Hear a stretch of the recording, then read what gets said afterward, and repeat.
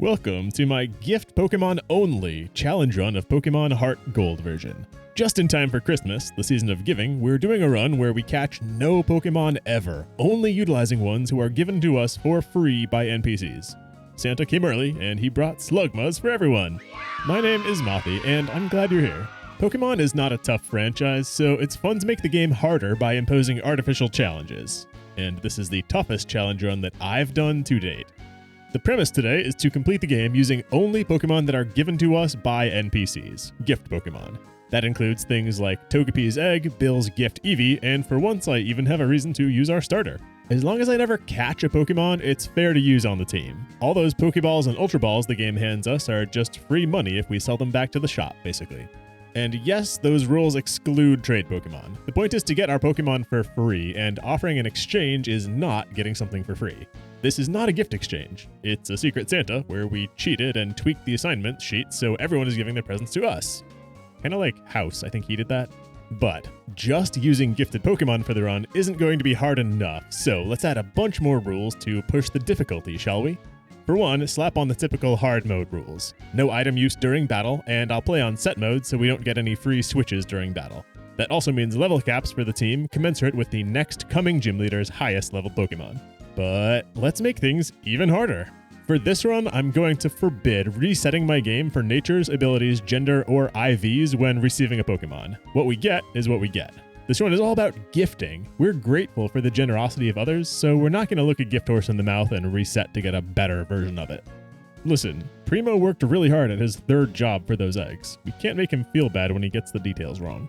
And as one final difficulty modifier, no game corner. I'm specifically looking at Ice Beam, but there are several really powerful TMs available through gambling that can break a run wide open with the power they bring to a team. This run is all about getting stuff for free, and gambling for an hour for game-breaking TMs is not in alignment with that philosophically. I think that covers the premise. Let's hop into the run, and if you enjoy the content, do please hit some positive interactions on the video for me. It helps a lot with letting me continue to make this kind of content for y'all. We make a character and set our options, including choosing a frame that feels like it doesn't get picked very often because I want it to get some love too. HeartGold gives us our starter Pokemon pretty quick. I took Chikorita, mostly just to put our rival on Cyndaquil, who will be the easiest for our team to handle later during fights. This is Freeloader, and he's actually a gift Pokemon, so I'm allowing myself to use my starter for once. Temporarily. His nature is one that I would call neutral-ish. We grab some initial levels against Wilds as I walk to Mr. Pokemon and back. Learning on-type Razorleaf at level 6 really is such a huge boon to Chikorita. Freeloader caught Spinnerack poison just as I arrived at Mr. Pokemon's house, so I thought I might be in trouble, but they do heal you up there. No blackouts this early. The mystery egg Mr. Pokemon hands us is tragically not our second Pokemon yet, but merely a key item for now. Just you wait. Our first rival fight is no sweat with our extra 2 levels, Razorleaf even scoring a critical hit to shorten our opponent's clock. Then back in New Barktown, I name our rival. Well, I wanted to name him Catching because catching Pokemon is anathema on this run, but that didn't fit, so I panicked and went with Rooster. Rival Rooster. Give the egg to Elm, then I do want Mom saving money for us, since the silk scarf she buys around Ekrutique time is going to be pretty good in the hands of our team. Lyra gives us a catching tutorial, which is barking up the wrong tree on this run. Those 5 Pokeballs we're given is just money in the bank. Thanks, I guess. I do go ahead and buy several early antidotes and paralyze heals, since I know status effects come up a lot more often on these challenge runs when my underpowered team is not as efficient in combat. Then, skipping what trainer fights I can, I arrive in Violet City, where the run really picks up steam. NPC Primo in the Poke Center has 3 gift eggs for us if we Google 3 secret codes to tell him based on our trainer ID. Before even receiving the Togepi egg, we can get eggs for Mareep, Slugma, and Wooper, Slugma being the only of those species who's not also easily caught nearby. Of course, I do want to expand my team, so the next 10 minutes is spent running up and down Violet City incubating these babies. As far as what we're hoping to see when they hatch, Mareep only has 1 ability, and it's great. It's static, which often paralyzes enemies who touch us. Wooper has 2 abilities, but neither is very good, so I don't care what happens there. But Slugma has 2 abilities of a vastly different power level. It can either have immunity to freeze, which is basically blank, or it can have flame body, which is like static but with burn status. Not only do burns cause damage over time, but they have the attack stat of the afflicted, making flame body Slugma a defensive powerhouse in the early game. After callousing my thumbs running around town, my team begins to hatch, and I let all 3 Pokemon pop out before checking anyone's stat pages. Mareep hatches first, whom I named Dandelion. Derpatha the Wooper comes out after another 100 or 200 steps, and Sam the Slugma is last after 100 or 200 more. Now let's check their natures and hope for no terrible ones. Dandelion has decreased special attack, which sucks. Mareep is already weak on offense. Now he'll struggle even more to one-shot anything, even when it's weak to electricity. Derpatha has plus speed, which is terrible too. Wooper isn't winning speed contests, so losing them by a smaller margin doesn't do anything for us. And Sam is our hero. Decreased speed means you're already winning. Any other stat increasing is good on Slugma. We got attack up. But much more important is that we did roll Flame Body as our ability. That's going to help a lot. So with our new suite of babies at level 1, I return to Route 31 to fight a bug catcher I had skipped. Yes, you're getting play-by-play coverage of a level 2 bug catcher fight. It's actually relevant to the run. Sam the Slugma is already able to solo his level 2 Caterpie very slowly using Yawn to preserve hit points and off-type super inaccurate Smogs to slowly chip damage in. The second Caterpie takes a Flame Body burn, but then I need Dandelion to finish the fight, splitting the XP among 2 deserving babies. The level 3 Weedle is a problem I need Freeloader for as backup, but after this fight I was able to retire Freeloader to computer jail and proceed with just my egg team. 4 in the party is just too many at this stage in the game.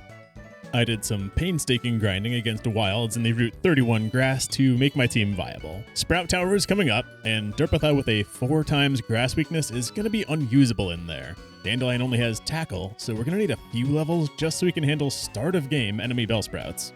Metapods are of course the holy grail when grinding, since even level 2 Pidgeys and Spinnerax are life and death this early. So after a short grind, the team gets to level 5, and I'm ready to attempt Sprout Tower.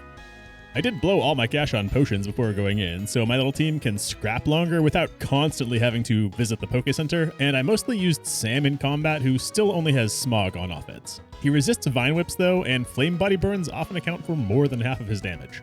I'm mostly focusing on Sam because I did learn an important lesson from past runs. Don't try erasing multiple Charity Case Pokemon at the same time. My instinct is normally to round robin my team's levels, but when you have multiple Pokemon below competitive level, it's better to just raise one Pokemon first until it's strong and competent, then use that one to boost the others. Indeed, gaining Ember at level 8 changes the whole game and then lets me swap train the other 2 Pokemon with little friction. But at the top of the tower, Elder Lee is a damn boss fight. His initial Bellsprout got burned, then embered from full hit points anyway on turn 1. But his level 10 Hoot Hoot refused to get Flame Body burned and took Sam all the way down to 4 hit points. I had to put in Dandelion, who got hypnotized, but thankfully the sleep was short and I was able to tackle him down, Peck thankfully being ineffective against me. Then Lee's final Bellsprout dodged static, and Dandelion got knocked out since swapping Pokemon wouldn't have done me any good. So Sam comes back out with 4 hit points, and I need the crit boosted Razor Leaf to not crit me for 1 turn. Luckily it doesn't, and we win a very tight Elder Lee matchup. Faulkner's Flying type gym is looming next, with my team only at level 9, well under his cap of 13. I start taking out his trainers with no super effective moves, but after handling a Spearow, Dandelion hits level 10 to learn Thundershock, which opens some doors. Sam also picks up a Rock Throw at level 11. With Thundershock, I don't feel a need to grind the team to the level cap for Faulkner, so let's take him on right away. I lead Derpatha at level 8 against his level 9 Pidgey just so she can get some action, and I almost get there on Water Guns, but Derp can't seal the deal thanks to some stacked sand attacks and loses to a crit when I expected to have 1 more turn. At that point, of course, I just sent in Dandelion, thinking a static Paralyze could be nice, but instead just finishing Pidgey and beating Pidgeotto before it could come up, winning the fight to raise our level cap to 17. After the fight, we get some big news. Professor Elm calls and has his aide hand over the Togepi egg, another gift Pokemon eligible for the team. Since I do have a functioning team besides, I'm not in a rush to hatch this egg like I was with the other 3, so I'm okay to let this happen naturally. So, I just head down Route 32 towards Azalea Town with the egg in tow. Derpatha had taken a back seat during Sprout Tower and Faulkner, but I pick her back up on Route 32 where she's still really bad. Water Gun simply doesn't do damage, being a special attack that lines up poorly with Wooper's preference for physical moves. Once she picked up Mudshot at level 9, Derpitha found a small niche. 2 types of coverage is worth something, and Union Cave being full of fire, rock, and ground opponents fed Derpitha some much needed experience.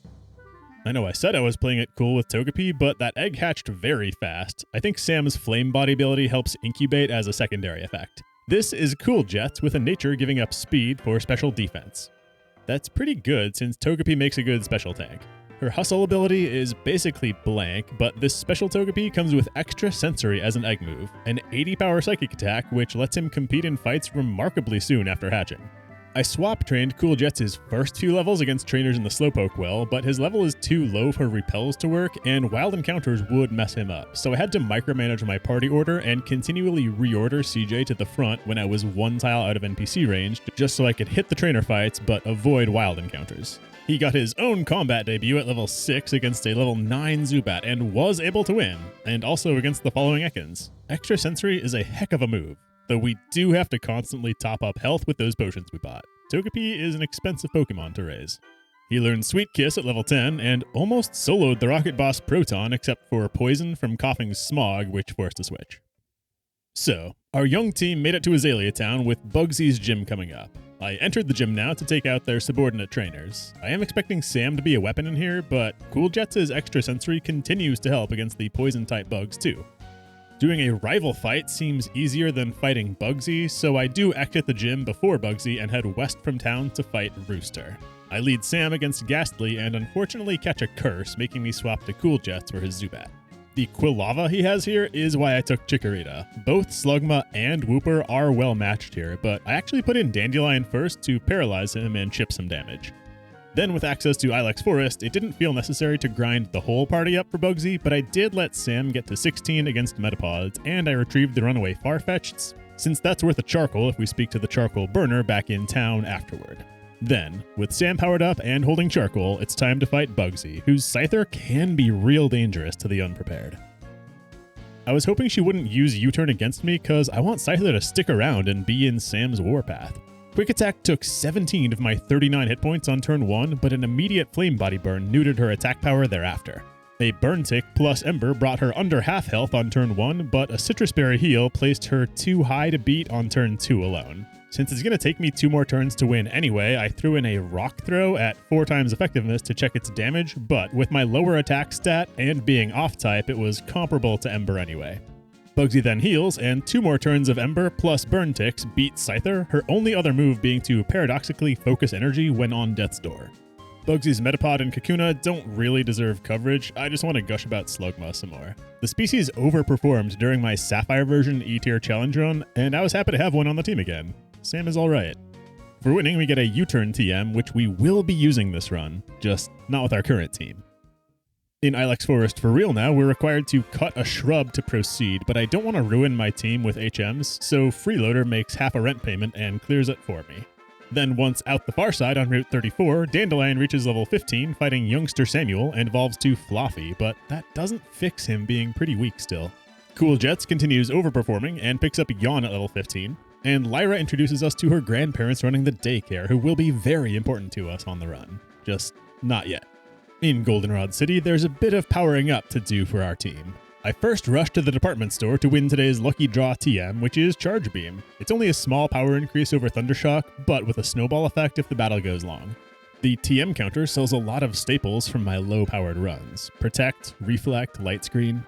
Hyper Beam could be interesting once CJ evolves, and I considered buying Fire Blast for Sam, but instead I spent most of my money on max repels and just left.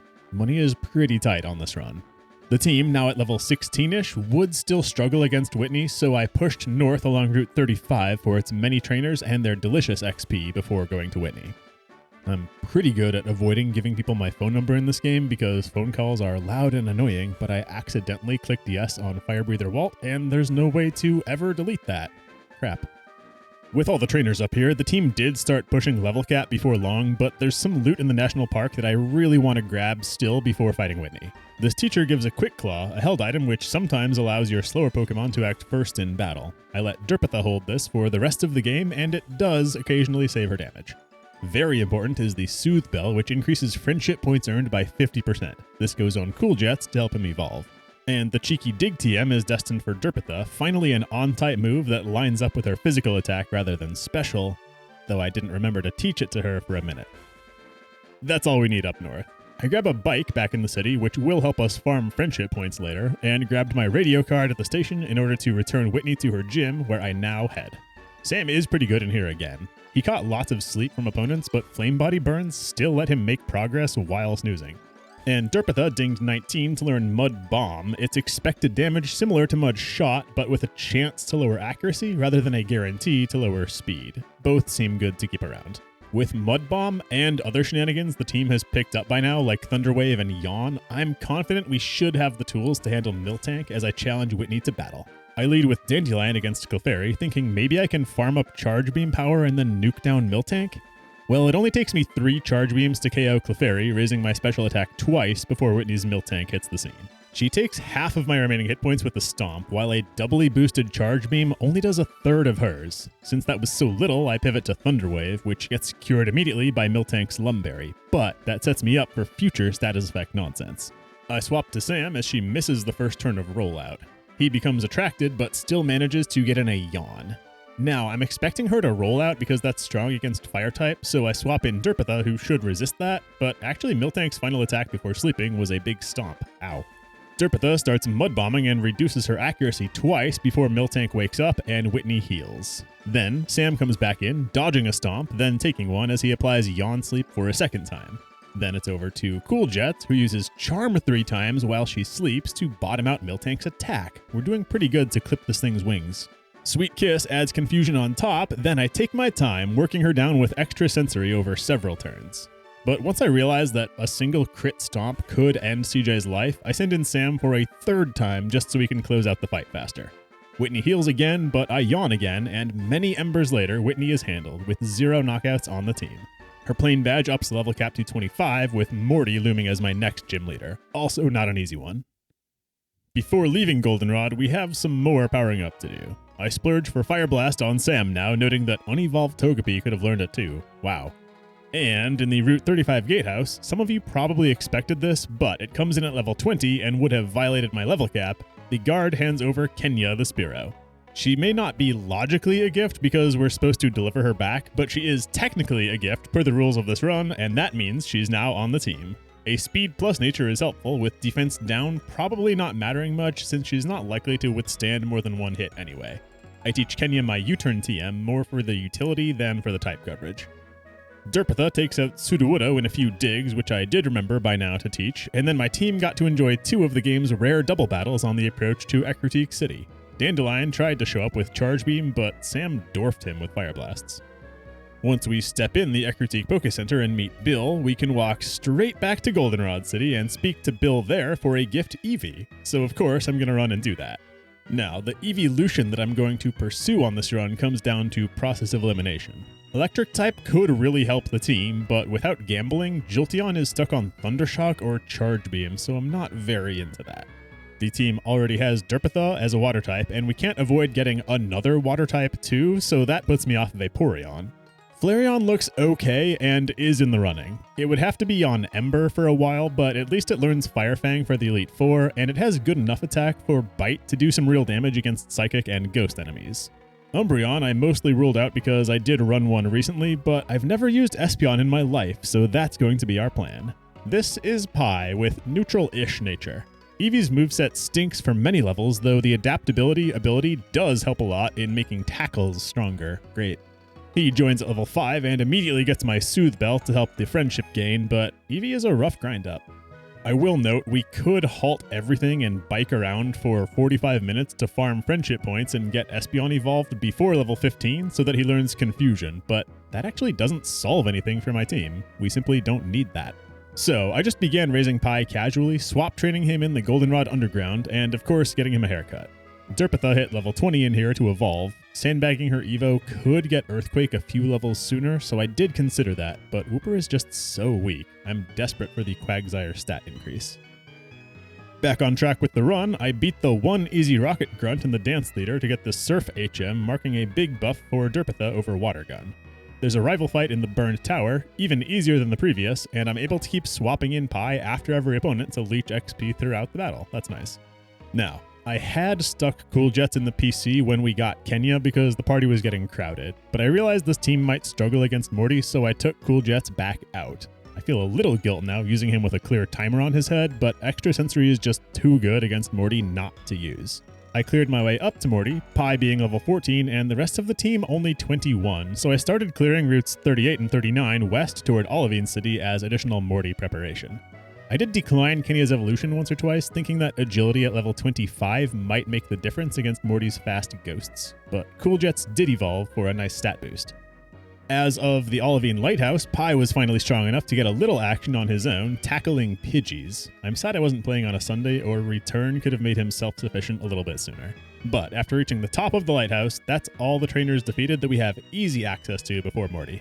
We could technically push east to Mahogany Town, then grab a few more trainers on Route 43, but that's out of the way, and we do kind of want that XP later for other new team members, so I just tighten my belt and step up to fight Morty with the team below cap at 22 and 23. The fight starts off strong, a Quick Claw proc letting Derpatha one-shot his first Ghastly with a Surf. Morty goes straight into his Ace Gengar, which sucks for me, and Derpatha gets put to sleep. But I stick around and optimistically send Surf, miraculously getting the one-turn wake-up normally reserved for opponents, and it's worth some damage. Then I notice Gengar's been using Shadow Ball, so I swap to Cool Jets, who's immune to that, for free. Sadly, Cool Jets gets slept too. I wish I had access to a Chesto Berry because I did try to plan around Hypnosis here. But Cool Jets also wakes up early and pops Gengar's Citrus Berry with Extra Sensory. Next turn, he dodges Hypnosis and senses again for the win. Third comes Haunter. Cool Jets gets put to sleep into Dream Eater, which only deals a sad 15 against my nice special defense. I wake up for Extra Sensory, which sadly doesn't kill, and Morty heals, but Cool Jets knows Encore. Have fun eating the dreams of the wakeful. This is free. The final Haunter I bring low while he mean looks me, then he heals and I return him to red again. Then, having had enough of getting shellacked by Togetic, Morty's Haunter suicides with Curse to honorably admit defeat and hand me the win.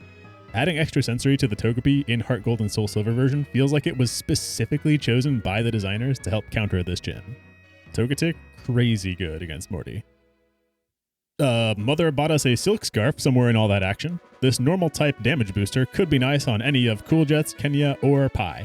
And permission to Surf opens up a lot of change for this team. My challenge now is trying to cover it all in an order that makes the most sense. I do imagine I should start with the roster change, so let's shake things up on the team. Step 1 is to spend down all of our money. Stock up on repels, healing items, I get a Blizzard TM, and maybe some vitamins because we're about to lose everything. Then surf to Cyanwood City, avoiding every trainer on the way. We'll want that XP in the new world we're about to construct. Having served his purpose against Morty, I drop Cool Jets in the PC, which opens up room for a new gift Pokemon, Shucky the Shuckle. It's level 20 like Kenya was, with the inverse nature dropping speed for defense. I'm just kidding, there's no way we're running Shuckle. This run has some bad Pokemon to raise, but we're not this desperate. I just tossed Shucky in the PC along with Sam and Dandelion because we do have a new gift Pokemon to receive, if we Thanos snap our team. We like the team we've been working on, right? Togetic killing ghosts, Slugma just being strong, Fluffy farting around. But do they all deserve to be on the team for the rest of the run? What if by eliminating half of all life, the other half could thrive? What if we could create a new team, teaming with Pokemon that know not what they have lost, but only what they have been given? Bringing with me only Kenya, Derpatha, and Pi, I surf back to Olivine City, then make the long hike down to the Route 34 daycare, avoiding any Poké-centers along the way, where I deposit Derpatha and Pi. We're not allowed to release Pokemon with Surf, and I don't want Pi taking this knockout for friendship reasons, cause I need someone to faint, and that's gotta be Kenya. The goal is to black out and wake up back in Cyanwood City. This level 10 Drowsy is taking too long, and Kenya actually can't not kill it, so I go hunting for stronger wild Pokemon, and the daycare man immediately calls me, Pi and Derpatha having laid an egg together stunningly fast. That was not my intent. They're just in there to hide assets like an offshore bank. Magnemite is the perfect foe for Kenya to get knocked out by since my pursuits barely hurt it. Then I drop my entire $295 in panic, blacking out to the Cyanwood Poké Center.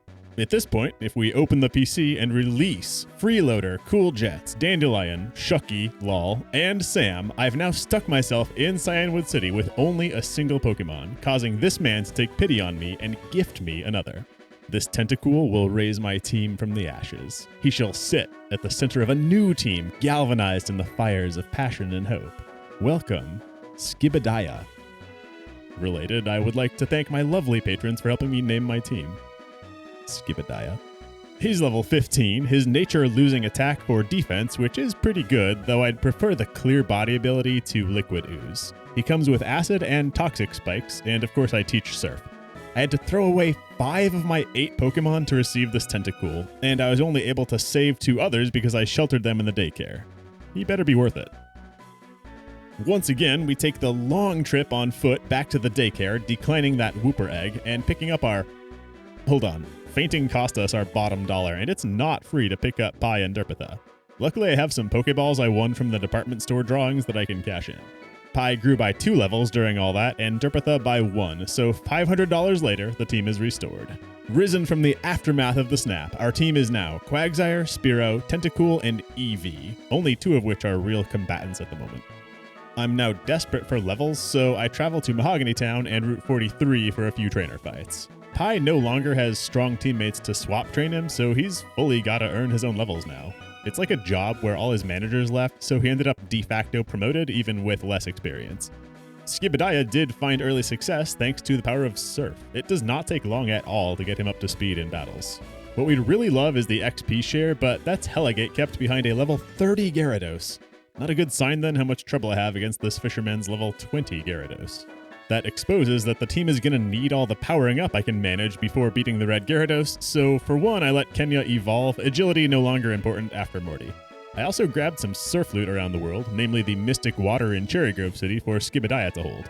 And I was having trouble fleeing from tentacools along the way, so Pi had to kill a few and learned Quick Attack for his efforts. And then I started biking for 15 minutes.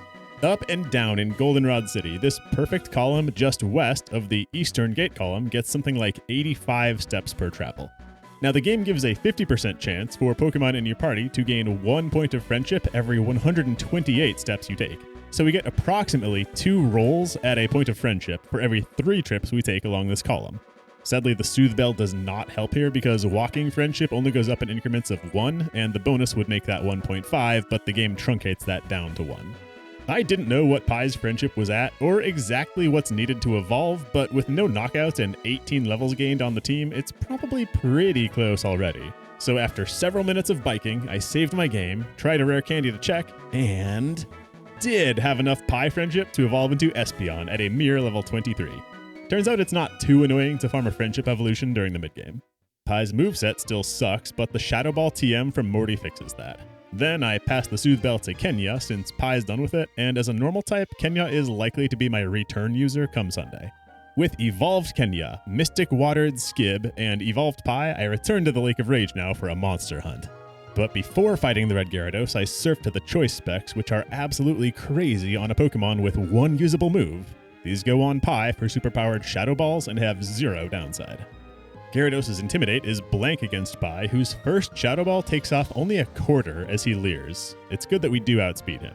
So, next turn, when a very interesting critical hit leaves him low and he Dragon Rages us for a flat 40 damage that we survive, I know we've easily earned the victory come turn 3. Grab that red scale and run it down to Mr. Pokemon for the XP share, just as Skibadaya is high enough level to not really need it anymore. The journey to get the XP share has ironically caused me to not even need it. C'est la vie. Now let's go one more time through routes 40 and 41, this time actually fighting the trainers. Pi is one-shotting a lot of opponents with Shadow Ball, and Kenya's eating pretty well too with Aerial Ace. It looks like we've finally reassembled a functioning team after the snap. Now I do want to yap on this. I did have some options for making that snap be less destructive to my team. I could have sandbagged hatching my Mareep egg, or even picking up Eevee at all until after receiving Skibadaya. It's not like Mareep or Eevee were important to my team comp early on. But aside from the game progression flowing better if I accept gifted Pokemon as they're naturally presented, and it also being funnier to release more Pokemon from the PC, I was a little worried about this stretch of the game. I thought that training up a level 1 Mareep could have been a drag on top of having to raise our new Tentacool. But as it turns out, the XP share really could have gone directly to a baby Mareep since Skibadaya got powered up so fast, and an Ampharos probably would have smoothed out some struggles I'll face in the endgame. We definitely threw away some powerful Pokemon. It was kinda bad. Anyway, in Cyanwood, we fight Usain with no trouble. Kenya handles Drowsy, Derpitha blanked Electrode, and Haunter just took 2 Surfs. Then there's still quite a gap between party level and Chuck, so I traveled Route 47 for a few trainers there before tackling Chuck's subordinates. Beating all of them only got the team to levels 26 and 7. But at this point, it's been so long since our last badge, I decided I would rather tackle Chuck underleveled than spend more time grinding right now. Chuck's primate double-teamed while Derpatha attacked, which did allow him to land a big focus punch on us, but we still live and beat the ape. Then I probably should have just let Derpatha die against Poliwrath, but in my efforts to have 0 knockouts, I made some bad switches and ended up with 2 Pokemon knocked out instead. We still got the win, but from this point on, I decided I would rather grind levels and try to win fights without getting knocked out, rather than doing them underleveled and getting my wins at a cost.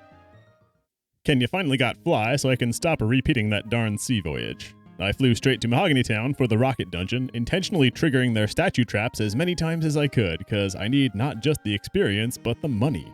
This challenge has me running on empty. Those $720 add up. There's not too much else to cover here, except for the one Ditto fight where I had Pi in battle. I had to intentionally use Shadow Ball turn 1, doing nothing against the normal type Ditto while it's immune, since I needed to lock in Shadow Ball as my choice specs move for turn 2 once he mirrored an Espeon. And in that dual battle alongside Lance, I had Derpatha constantly dig to avoid taking enemy hits while Dragonite did most of the work. But then I did need to step in and be a hero against Murkrow while he was paralyzed. Price's gym is going to come next after quickly grinding the team to level 31 so we won't get a bunch of KOs. It's still below cap, but this gym is never too difficult. Skibidaya evolved at level 30 and Derpatha got Yawn. That has been a common move on my team this run. Price is not a tough leader, but I'm a little concerned about my team comp for him. Pi might be able to just sweep with Shadow Balls, but that's boring. Kenya is afraid of ice, and Derpatha won't have great attacks, but Skibidaya got my Sludge Bomb TM after clearing the Rocket Dungeon, so let's try that. I initiate with Toxic Spikes as Seal set up Hail, then the worst he can do is scrape me with Icy Wind, and I win after 2 Sludge Bombs, taking some Hail chips. Piloswine came next, getting poisoned on entry, and this one's actually weak to water, so Skib just goes with Surf, a critical hit guaranteeing it's lethal. All that remains is Dugong, brought low with poison and 2 bombs. Then knowing he would heal, I swapped to Pi on his potion turn to race this thing down quicker. Easy fight, no knockouts, none were even threatened. The Hail TM prize is interesting, I'll keep that in mind for later. I would have loved doing the Radio Tower dungeon before Jasmine to gain some more levels, but Jasmine has to come first, so I head right in. We should be okay, cause the team's pretty stacked against her.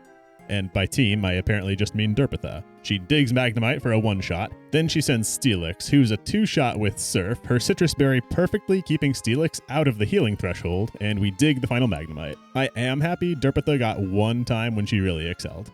Okay, now we get the Radio Tower dungeon. I gotta say, it's real nice having some structure to our gameplay after that weird mid-game. A nice long dungeon is exactly what I needed. Petrol, as the fake director, loses to a series of Shadow Balls from Pi, her PP actually getting low from prior usage in the dungeon. Because of how the choice specs work, I'm not allowed to pick any move besides Shadow Ball on Pi, and I think he'll start struggling if we run out. Weezing takes 2 balls to kill, and the smokescreen he lands on Pi makes things even dicier. Indeed, I do miss once, leaving me with exactly enough PP if I don't miss again. Luckily, we do get the 4th coughing down, and the final coughing also down, with 0 PP remaining on Shadow Ball. Nice. The underground portion of this dungeon starts with a rival fight. I lead with Skibidaya and scatter Toxic Spikes, mostly because I can, and not because this is a tough fight that needs any strategy. It's mostly just a sweep by Skibidaya. Then, back in the Radio Tower's upper echelons for a triad of rocket boss fights. Proton and Ariana aren't a challenge. Ariana's Arbok a rare chance, aside from Jasmine, for Derpatha to utilize her ground-type offense. Archer is scarier, a proper boss fight, though this team is set up well for him. Skibidaya surfs Houndour, then he weirdly goes straight into Houndoom, whose feint attack mercifully hits us for less than half health. One surf gets him low, then he bites to flinch us. I'm forced to swap in Derpatha to avoid the knockout, taking a weak Fire Fang and a bite before Surf can finish off Houndoom. And coughing is a footnote, and we're done with Team Rocket for the run. For liberating the Goldenrod City radio station, we get a Sunny Day TM, which, whatever, and a very important held item from Mary, the Bright Powder, which reduces opponent accuracy slightly. That'll come up later. We're on to Route 44 and the Icy Path now, not a ton of trainers left to train on until our showdown with Clair. Pi is desperately chasing level 36, which he hits to learn Psybeam, giving a little power boost over Shadow Ball. Derpatha also gets a good move at 36, Earthquake, though there aren't a lot of chances to use that from here on out. I pick up the Waterfall HM in the Icy Path, the physical attack, an exciting improvement over Surf for Derpitha, though I'm not teaching her this until we can forget Surf so that I keep the rest of her moveset intact. I also loot a Never Melt Ice, which, let's talk about endgame strategy. You need a fast, hard-hitting ice user if you don't want to struggle hard against Lance in Kanto or Johto games. I used a Tentacool as my Ice Beam Dragon Slayer back in Yellow version, and that went pretty well, but Ice Beam is locked behind Gambling in HeartGold Soul Silver, and we've said we won't do that. But Skibidaya can learn Blizzard, and in Gen 4, if we set up Hail first from Price's TM, Blizzard is 100% accurate to hit. Hail Blizz, empowered by Never Melt Ice, should sweep Lance if we need it to, but that's getting ahead of ourselves. Clair still needs to happen first. So, welcome to Blackthorn City. We're going to see a ton of this little house with all the Move Tutor NPCs. For now, I just use the Move Deleter to strip Surf for Waterfall on Derp. It's actually nice running 2 water Pokemon, one of them physical and one special, to split out the HMs better. They can still have real movesets with their other 3 slots. Then I took out every trainer I had access to before Clair, including some new ones at the Lake of Rage who spawn after handling Team Rocket, everyone down Route 45, and all of Clair's trainers. It is a good sign Shadow Ball is one-shotting Dratinis and Horsies, even Seadras. But can a middling Psychic attack, boosted with choice specs and Pie's good special attack stat, carry the whole team through one of the toughest gym leader fights in the franchise? I save my game and decide to give Clair a shot before grinding my team levels 36 to 38 just to see what we'll be up against. Her opening Gyarados is a huge problem for my team, but I do feel clever running Toxic Spikes out with Skibidaya. Any help we can get damaging Kingdra will pay off. Looks like Gyarados prefers to hit us with Dragon Rages for 40 damage apiece. Sadly, we can only tank 2 of those. I swap to Kenya, who dies before I can end Gyarados, and Pie ultimately has to beat it with Psybeam after Clair heals and I take a Dragon Rage. Then her first Dragonair comes out, taking Poison and 2 Psybeams to win, but Dragon Pulse hurts and leaves Pie in danger. The monster Kingdra comes in third, and my numbers look okay here. 2 Psybeams plus Ticks of Poison should kill Kingdra, and should even dodge her healing threshold, except Hydro Pump takes out Pie in 1 turn, and this fight just isn't happening without him. So, we fail, but that was a useful recon mission. Let's take what we've learned and adapt our strategy. First, it is finally Sunday during filming, so I grab Return in the department store and teach that to Kenya. Strong neutral effectiveness attacks are going to be key in beating dragons. I also take my held items more seriously. Silk Scarf goes to Kenya to supercharge her returns. And since Skibidaya is not surfing during this fight, I cleverly hand him my Bright Powder. Dodging any one of Gyarados' attacks as I set up with Skib would be a huge deal. And I also pick up Protect TMs for Kenya and Derpitha. If we're going to rely on poison, protecting to skip a turn here or there might scam us some free poison damage. With these changes made, I make another attempt on Clair with no additional grinding done. Strategy looks okay, Return and Poison are getting value, but breakpoints just aren't lining up in my favor. I feel like there's a lot of times we just barely don't score a knockout or just barely don't survive an attack ourselves. By trying to avoid any knockouts, I fall on the back foot here and get everyone knocked out. So, I grind the team to level 39 and make a third attempt on Clair, with the same upgraded strategy but a few more stat points across the board. Importantly, this grind put Skibidaya's hit points at 119. I notice this and feed him 2 HP ups, making his hit points max 121 and critically allowing him to survive 3 instead of 2 Dragon Rages. Let's see if it pays off. Skib sets up spikes, then my first Sludge Bomb does promising damage. If I can get 1 added poison on Sludge Bomb or dodge 1 Dragon Rage through Bright Powder, I'll be in good shape. And yes, I guess I'll take a critical hit Sludge Bomb on turn 3. Dead. Dragonair comes out to get poisoned, and I'm expecting Thunder Wave as I launch a bomb. This is where Bright Powder causes a miss and buys me a free turn. Tragically, the Shed Skin ability clears her poison because I bombed Dragonair to 1 hit point where poison definitely would have gotten the kill. So knowing she'll heal, I swap to Derpitha, then set up Amnesia only after she gets in a solid Dragon Pulse on me. But thanks to Quick Claw, I only suffer 1 more Dragon Pulse as 2 Earthquakes beat Dragonair number 1. Kingdra comes out, suffering poison as I hide behind Protect for a turn. Then in order to conserve Derpitha, I switch to Pie, who's unable to play the Protect game thanks to choice specs.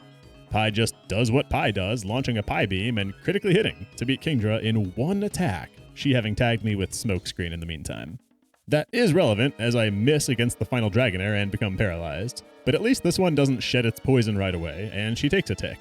Next turn I'm able to act, and a Pie Beam gets her close, and Shed Skin does not save her. A second poison tick beats Dragonair and scores me the win. 0 knockouts, 2 levels under cap. Team size of only 4. I'm chuffed. Team of only 4 though, huh?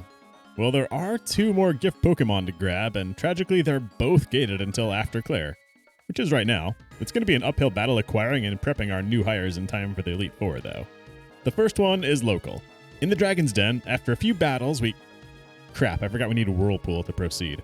I don't want to ruin movesets, so I have Derpitha forget Waterfall, learn Whirlpool, and then after we complete the Dragon's Den, I'm going to come back and forget Whirlpool to learn Waterfall. Anyway, in the den, we take the Dragon Quiz, then it turns out I screwed my game up by escape roping out of here. Don't do that. I had to reload because Clair disappeared. You've got to surf out for Clair to hand you the Dragon Pulse TM by the entrance. Then the Dragon Master will hand over our 5th party member, a Dratini, with extreme speed. This is Barbara Joe. An attack decreasing nature isn't great, as I'll want to be using Outrage eventually, but her big problem is being level 15 as we approach the end of the game.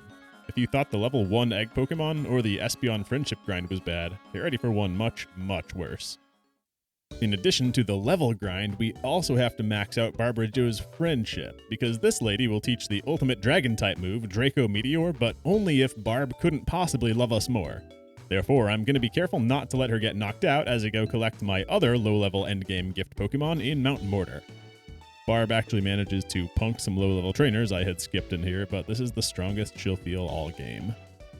Mount Mortar's a long dungeon, but it's got some good loot like vitamins and an Aerial Ace TM to reward you for coming. And in the heart of it all, Karate King Kyo can be defeated to earn the gift of a Tyrogue. Ours shall be named Heliante. Tyrogue's nature can warp his evolution options, since his evolution depends on whether his attack stat is greater, lower, or equal to his defense stat. But Heliante's nature doesn't affect attack or defense, so any evolution should be attainable. Interestingly, this Tyrogue is guaranteed to have his second ability, which has interesting implications. That means if we evolve into Hitmonchan, his ability will grant 30% extra power for punching moves, and of course I'm looking specifically at Ice Punch. That would be the correct choice. Instead, I'm stupid and set my sights on Hitmon Top, since I've never raised one. He'll get the Technician ability, which increases attack power by 50% if the move's base power is 60 or less. Notably, that makes Aerial Ace look pretty good at 90 power, and Fake Out can do more than just chip damage boosted to 60 power. Then with my party finally filled out, I begin a very long grind getting the newcomers up to speed. Barbara Joe, of course, holds my Soothe Bell in pursuit of Draco Meteor, which meant I had her do the battling while Heliante held the XP share. He needs his attack stat to equal his defense in order to evolve into Hitmontop, but he either rolled a bad attack IV or a great defense one because his defense kept running away from his attack. I periodically bought proteins to keep him on track, but I was worried he'd need more of them than I could even afford. It got to the point where I had to look up EV tables for the first time in my life and learned I should flee from Miltank fights to avoid pumping Heliante's defense too much. Y'all, I am still kicking myself as I write this script for not going with Hitmonchan. The game was even trying to give me a Hitmonchan with the high defense stat on Heliante. Ice Punch would have solved so many of my problems. We evolve Heliante into Hitmontop, but like Eevee, he doesn't learn any good moves just for evolving, so he's just kind of sitting here awkward with only Fake Out. If we can get him a real move, we can have him lead the grinding and it'll go a little faster. The best way to get Hitmontop a good attack is to farm heart scales, because Triple Kick is one of those paradoxically unattainable low-level moves. Sadly, there's no guaranteed heart scale until post-Elite Four. The best way to get one beforehand is to farm a Rock Smash rocks, so I put on a podcast and settled in for a long grind, using bad information. The first sources I checked on this did not include the important fact that heart scales only drop from the rocks in certain areas, so I spent most of an hour farming ruins of Alph rocks, amassing something like 14 Helix fossils and half as many old ambers, before I decided something has to be wrong and I checked more sources. It turns out the Cyanwood rocks are the ones you want to farm for heart scales. Location matters. And as a bonus, the Crabbies who attack sometimes give much better XP than Geodudes were. It only took a handful of refreshes once I was farming the correct area before I found a heart scale and flew to our favorite house in Blackthorn to cash that in for Triple Kick. And while we're grinding for moves, let's get Barbara her good attack too. She needs not just high, but maxed friendship to learn Draco Meteor. By this point, my rough math guessed that I should need something like 324 reps of that path in Goldenrod to gain enough. That's a lot, but it's not the worst.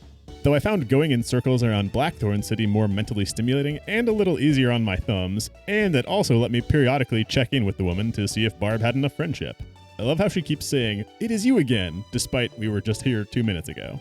With a lot of patience, Barbara Jo finally loves us enough to take Draco Meteor, which I write over Dragon Pulse. That's probably a mistake since we'll usually need to attack more than once to knock anything out, but if we're being honest, Barbara Jo isn't a serious combatant anyway, so it doesn't matter that much.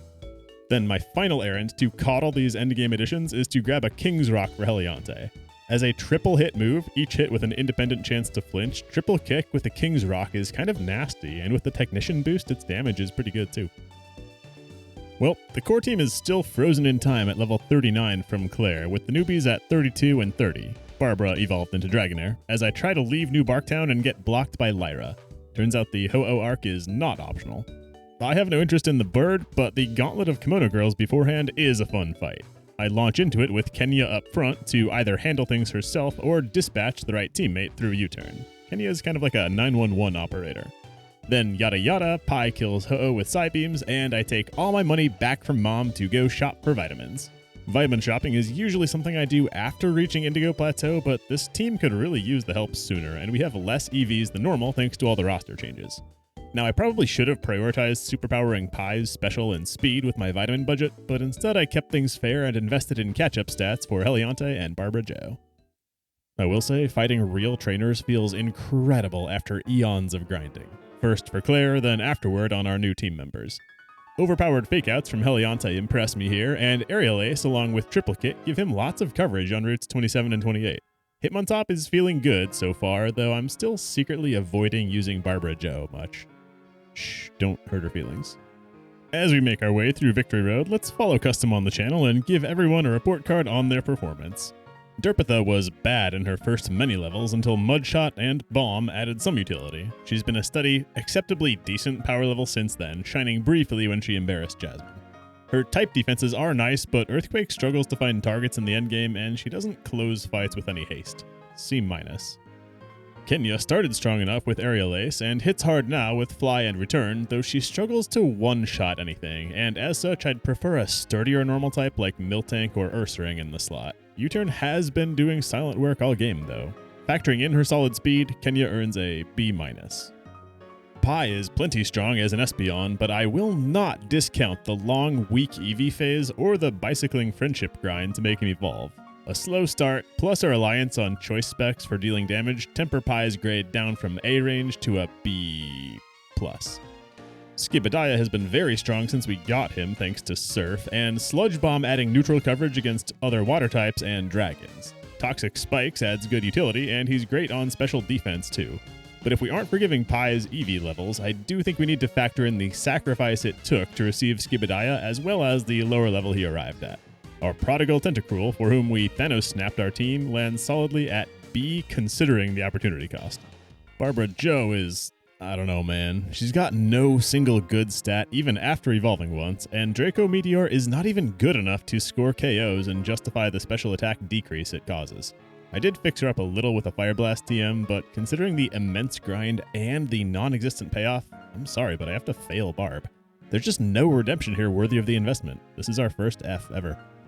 Heliante did take a similar investment, but at least he does things now. Solid fakeouts are fun to use, and technicianed King's Rocked triple kicks are great on offense. It's a shame he's pretty slow, but his defenses are high.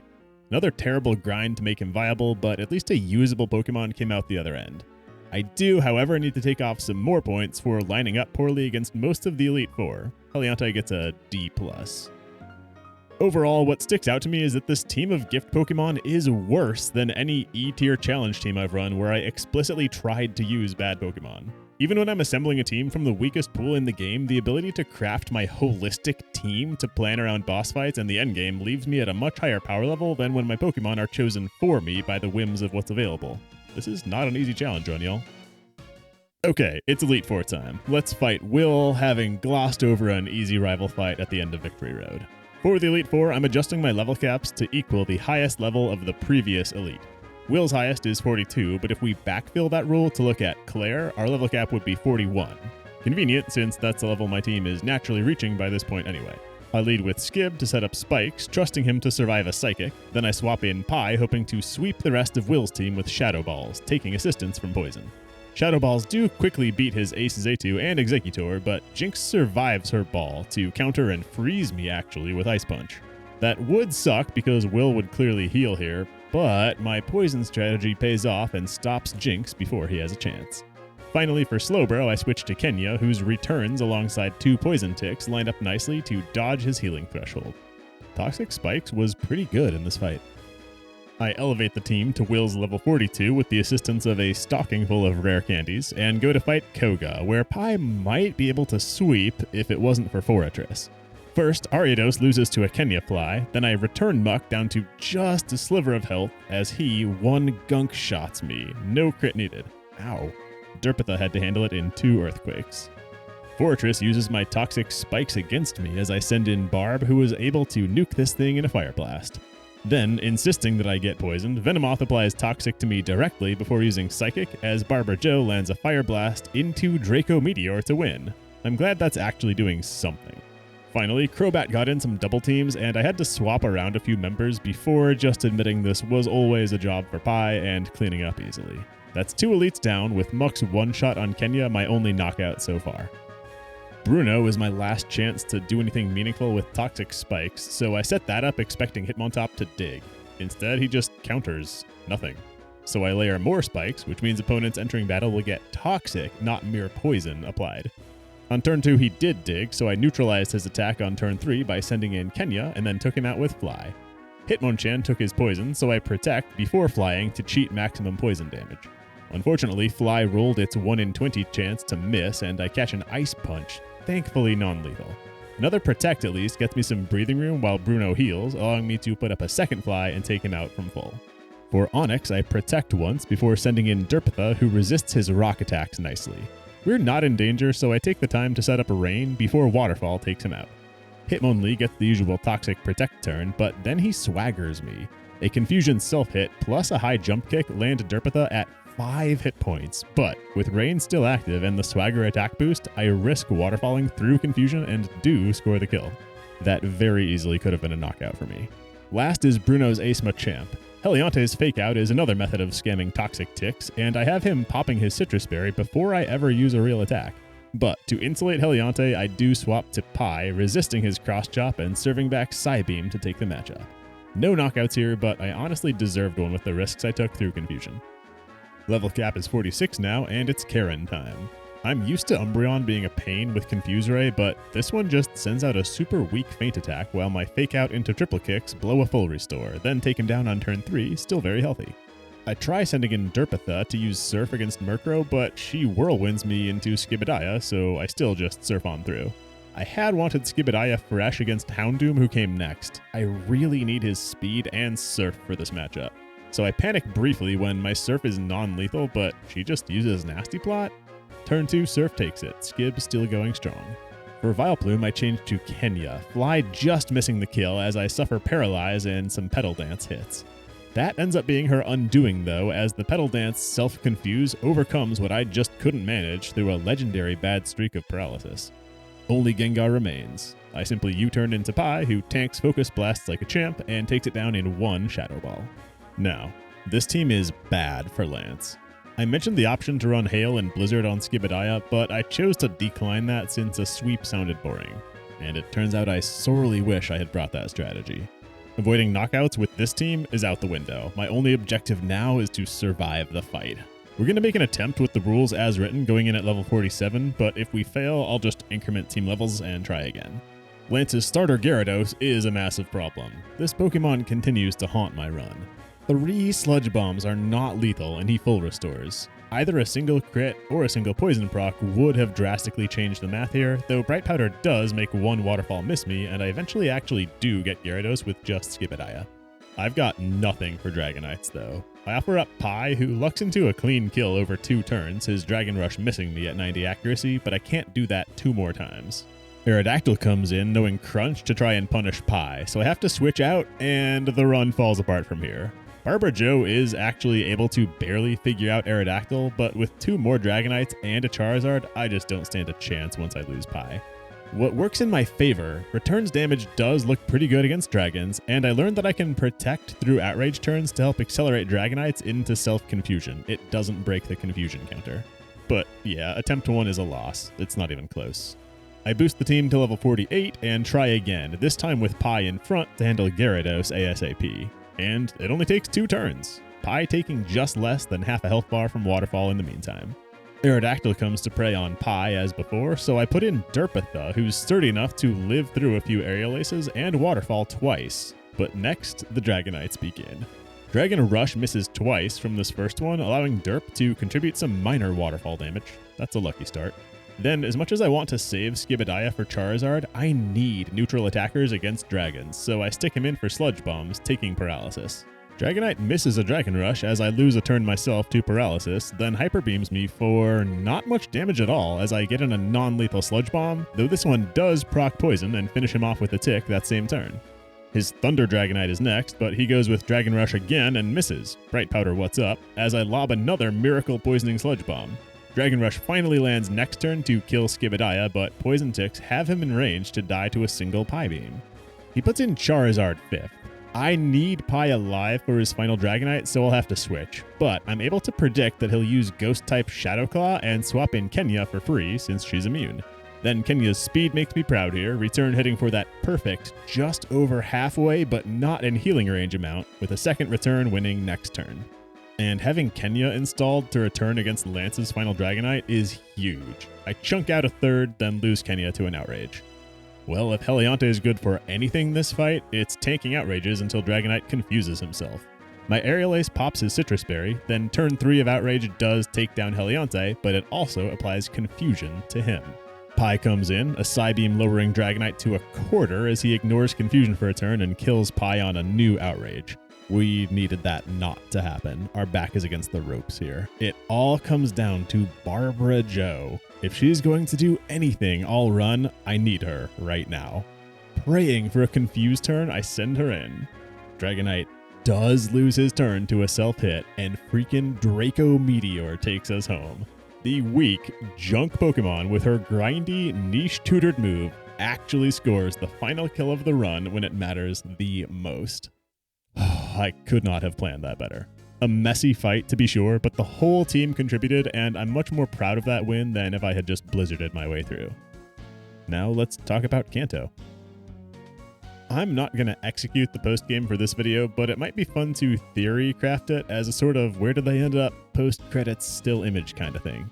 There's like 4 significant bits of power still left on the table for the team to gain. One is getting Psychic for Pi, which can happen right away through the TM in Saffron City, and evolving Barb into Dragonite at level 55 is still a ways off. Close Combat for Heliante at level 51 is probably relevant, but the most important upgrade is still pretty deep in the postgame. An Ice Beam TM for Skibadiah sits in the Seafoam Islands, and it would fix a lot of this party's issues. There are no new gift Pokemon available in the postgame, so we're not missing any content there. Though if we had saved Cool Jets through the snap instead of Kenya, we would have access to a Shiny Stone to evolve him into Togekiss. None of the gym leaders look too tough, though Blue has yet another problematic Gyarados. We really should have planned for that Pokemon on this run. And against Red, I'm pleased to see that Toxic Spikes looks like it'll come back as a viable strategy, helping against Lapras, Snorlax, and Blastoise. I definitely made some mistakes on this run, so if I were to attempt the run again, or if you want to try something similar, here's what I would change. First, given the prevalence of Gyarados in the late game, I would definitely either spare Fluffy through the snap, or sandbag its egg until after. Heck, maybe just go for Jolteon with your Eevee. Choice Spec Charge Beams probably kill a Gyarados, right? And Hitmonchan with Ice Punch is the obvious better destiny for your Tyrogue. Obviously, just don't run Dratini at all. Save an egg, or don't grab Eevee right away, or Kenya if you do want to grab Tentacool on your run and still fill your team afterward, but it's just not worth the pain to fight the Elite Four with a Dragonair on your team. Even her legendary, max friendship requiring Draco Meteor was barely on par with everyday attacks from the rest of the team. So, that's the tale of how I beat Pokémon HeartGold using only free gifted Pokémon. This run ended up much harder than any of my prior challenge runs, though it was nice and easy to plan this route. There weren't too many options after all. Are there other challenge runs you'd like to see on the channel? Leave a comment and let me know. Thank you very much for watching till the end of this video. This is the last one I'll be able to get out in 2025, so I hope everyone has a lovely Christmas and a Happy New Year. Spend time with your kids and get a nice cheap gym membership for January. I'll be back in 2026 with more Gen 5 Unova content, and if you need more Mothy in the meantime, you can check out my Cozy Horror Games channel linked below. A subscription in either place would help me out a lot too. Love you all, many thanks to my patrons, and thank you for being here. Remember to bring peace and joy to the world every day. Mothy out.